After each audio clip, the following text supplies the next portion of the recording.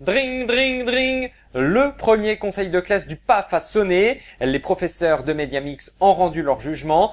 Pour certains, les résultats au premier trimestre sont catastrophiques. Alors, qui sont ces animateurs qui ont raté leur rentrée? Réponse de notre délégué Julien Gall. Regardez.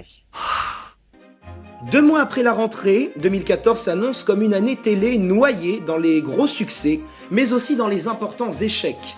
Le Mediamix a donc l'honneur de vous présenter les échecs à la télé en cette rentrée. Bienvenue dans Money Drop. Money Drop.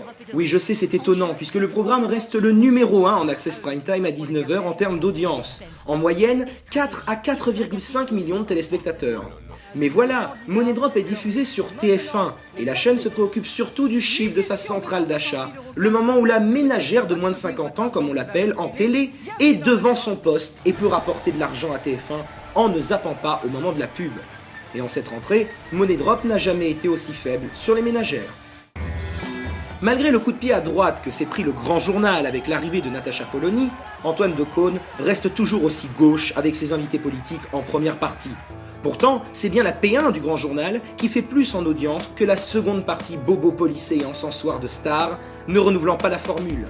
Hanouna affirme que 7 fois sur 10, il est le premier talk show de France.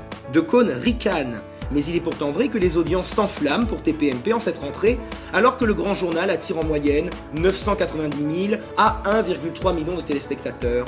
Une mauvaise rentrée. 1, 2, 3, 4. Alessandra Sublet se retrouve au sommet de la Tour Eiffel pour sa nouvelle émission le mercredi soir.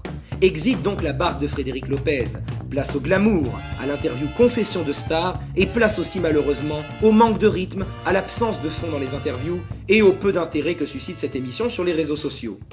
On croit en la bonne foi d'Alessandra Sublet lorsqu'elle dit travailler au renforcement de la formule d'un soir à la Tour Eiffel, mais on reste très dubitatif à l'idée que les téléspectateurs suivent la Dame de Fer. Peut-être leur tape-t-elle sur les nerfs.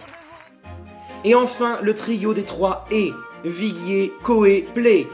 Rising Star séduit à Tel Aviv, mais pas aux États-Unis, et encore moins en France. Animateur inconnu, et qui aurait pu le rester, jury peu connu, audience connue, 4 millions de personnes au moment du lancement et moins de la moitié aujourd'hui. L'émission est au pied d'un mur, le sien. Chaque semaine sur Énergie 12, je vous donne rendez-vous dans le... Cyril Viguier, dont le talk show Vendredi sur un plateau sur Énergie 12 a été déprogrammé, n'attirant que 50 à 60 000 personnes.